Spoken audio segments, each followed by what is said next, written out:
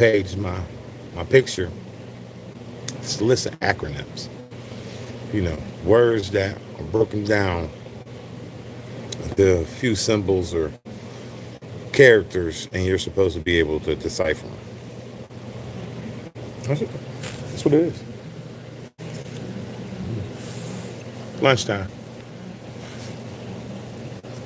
I figure I'm on lunch. I can chill today. Been peeping that news. Woo! Corporate elites is no joke.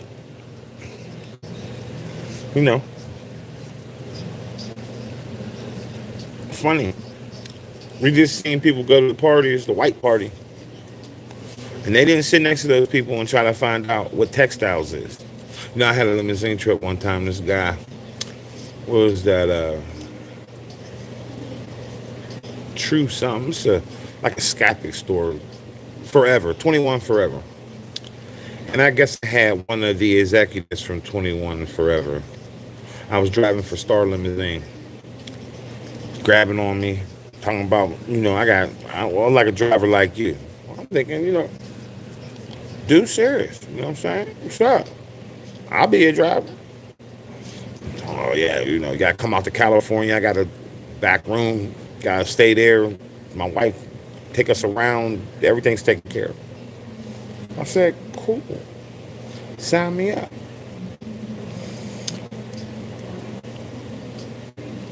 Then something said, let me just do my job. Don't let me, I don't need to sell myself. Let me just go on with the flow. Let me just do this whole day with this man. Every time he got in the car, every time he took me somewhere, I really want you as my driver. I like you. Then he gets on the phone and starts talking to people. And the way he talks is condescending, like, if they don't want it, they don't want it, this and that, and this and that. Day ends. I give him my business card. I'm like, yeah, we're going to do that thing. I'm going to be your driver, right? I said, yeah, I like you. I never heard from that motherfucker again.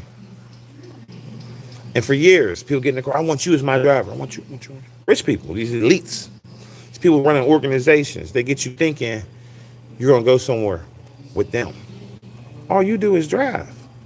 Do your job. Just get them to where they need to be and drop them off. They're only trying to sell you something because all day long, that's what they're doing. They're selling people game. They're selling them shit. They're selling them property. They're selling them something, an idea, a concept. You just a driver. But that tells you, if you ain't ever been around people that have that type of power and that influence, and you just worried about making it, you chasing somebody because of their wealth, they're looking for you. Because a lot of times when you sit there and talk to these people, they'll tell you. People are always looking for somebody to put them in position, even if that person's a multimillionaire. That person's in the car to get a service. That person's in the car to get a ride. They're making deals and wheels all day long. Money is a way for them to take advantage of an opportunity that they want to buy into. What kind of money do we have that we can sit next to a person that got 300, 400, 500 million dollars in a retirement? You ain't saying shit to him. You know what you gonna say to him? Thank you, sir. Appreciate it. Have a good day.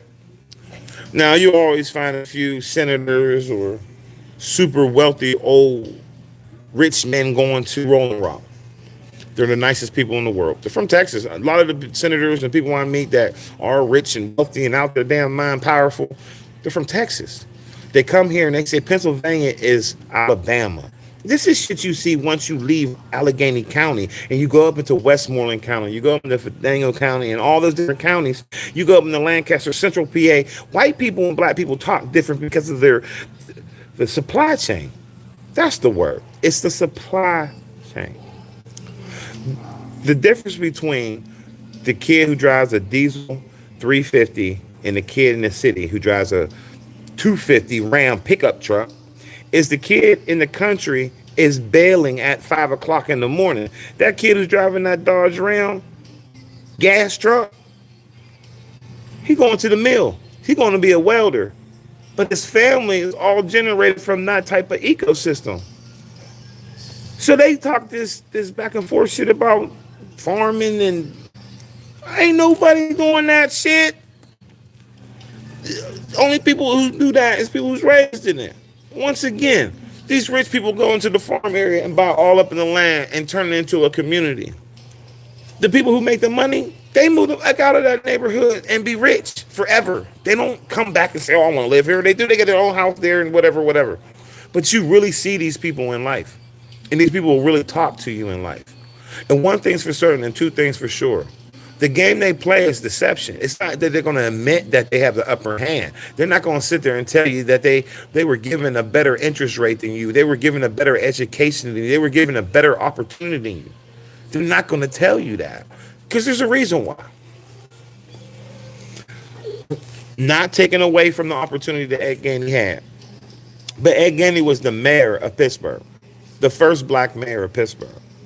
In a lot of neighborhoods, McKeesport, Clairton, we've seen these people before. We've seen black men get the opportunity to take over a community that is but predominantly poor. Not even a color, just predominantly poor. So the messaging is resounding. It means that you're going to do something for the children most of the time.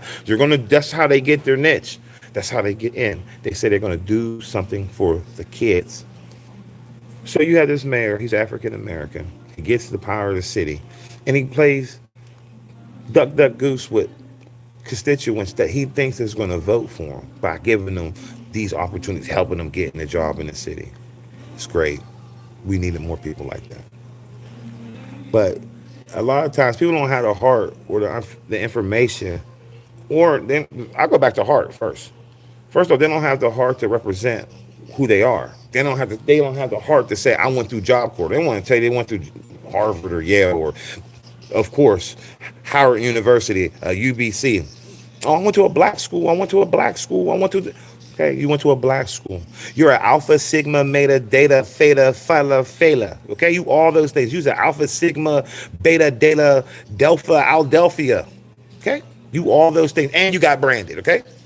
You will know all these black people that's in a sorority. White people have people in sororities. They have a whole conglomerate of people in sororities. They have a whole group of people in groups. Masons, colleges, they have doctors, tenures. They got all kinds of names for their clan. But just like Ed, he got in a position to be the mayor of the city. He didn't bring the regatta back. He didn't bring back things that the city can say, hey, this is Pittsburgh. Instead, he tried to sell a pipe dream that everybody's heard before. Nobody's going to do anything to UPMC. Nobody's going to do anything to Allegheny General. Nobody's going to do anything to Pitt, Duquesne University, Carnegie Mellon. None of these colleges that's here is nonprofits, except Trump. But instead of the states fighting with the universities, they let the federal government take the funding from the universities, and then it's going to hurt a tier of people. See, Medicaid, Medicare, and Social Security is a conglomerate of things that go into the NIH.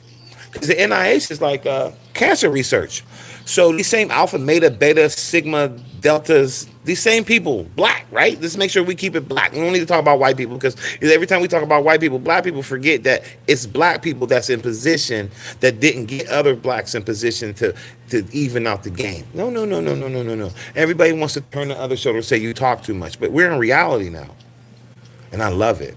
Because I've been working around Caucasians my whole life. I've been working around black people my whole life. I've been working around people my whole life. And one thing I learned about people is you'll talk about your own coworker. You'll talk about the coworker's personal life. You'll talk about the person that is dead at home. You'll talk about them. But what you won't talk about is yourself. You'll never say anything bad about yourself. See, me, I know I'm not perfect. So I'm okay with the results that I get in life. I don't care. When you look in the mirror every day and you have to put on jewelry and makeup, you have to be said that you're a great person. That's nothing for me. You know why? Because I get screwed every day. Every day I wake up. Hey, Daryl. And instead of feeding into the negativity, you just have to say that's part of the process. You think when you're on the field and you get a penalty called on you, you're the biggest person on the field at that time, you feel like you cheated. You might feel like you got sold. Kids playing midgets right now, biggest running back on the team. He gonna run all over them kids, but the referee gonna be right there to throw the flag, take the touchdown, holding, and you get stopped in your tracks. You're like, oh, I thought I scored. Flag. You don't go in the huddle and start pushing your teammate and saying, hey man, that holding call messed up my play. It's your fault I ain't scoring. No. You gotta keep going. You gotta think past that bullshit. The same people that keeps telling you that in your neighbor, it's just a community problem now. Simple as that. Trump is not here to fix your problems. Trump is trying to fix the world's problems. So he gonna alienate the black people because we don't stick together. So why not? So why not call it for what it is? We don't stick together. Period. You had a whole mayor run a city. Connor from the South Hills. I'm from the South Hills. So you think I'm not going to root for Connor? I'm rooting for O'Connor. Yeah, I'm from the South Hills. So why wouldn't I not cheer for O'Connor? Look, I tried to root for Gainey. I tried to support Gainey. But Gainey is like every other hood in Pittsburgh. That's who Gainey is. Gainey is Duquesne. Gainey is Clarendon. Gainey is McKeesport. Gainey is McNesson. I'm from this borough. You, Fetterman, I think Shapiro even like the Mon Valley. Even though, these other neighborhoods probably have great representation. You come out to the Mon Valley, to the southwestern Pennsylvania, we don't even exist. There's people out there been doing big things for the city of Pittsburgh. Act like we don't even exist. So, give O'Connor a chance. Maybe O'Connor will go to the South Hills and western Pennsylvania and start looking at the infrastructure and finding ways to find strikers. You know what I mean? Get some strikers up in there. Put up some things in there. Make it great again. Everything about Trump ain't bad. Just a lot of shit about Trump is bad. It's lunchtime. Chilling. Be thankful.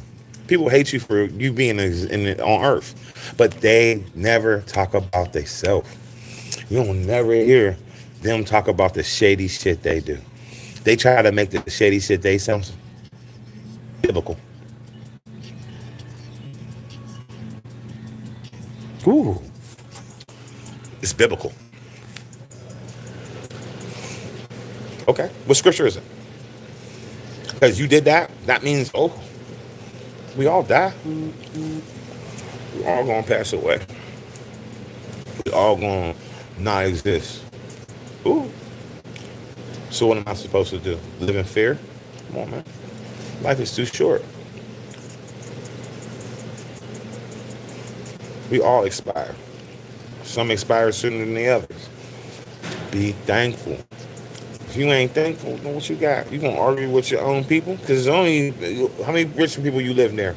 How many $600,000 houses you live near?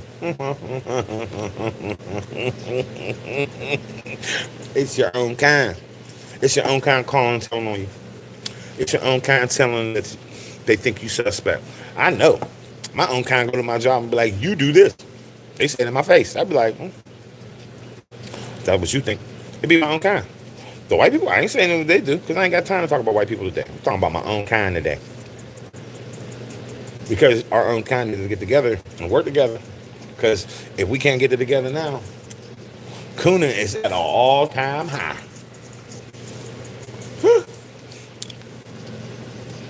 Stryker. Ryan Stryker is through your hood. Hey.